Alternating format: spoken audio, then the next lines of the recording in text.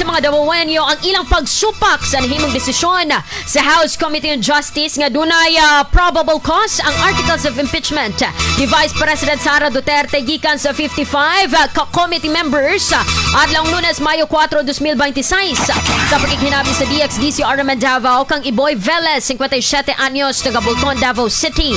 Matod pa nga gibuhat sa mga kongresista kay nagpangipit lang sa Vice Presidente alang sa 2028 presidential elections.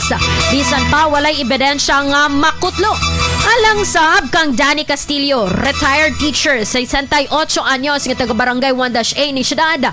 Ang desisyon matod pa sa kongresista nagbase sa ilang pagpahimulos sa ilang benepisyo. Diinda kung supa kini sa Vice Presidente gumikan wala sila'y makuha nga kapahimuslan gikan sa opisyal. Gani sumalasab kang Adel Adanza, 40 anyos, taga Muding ning Dakbayan.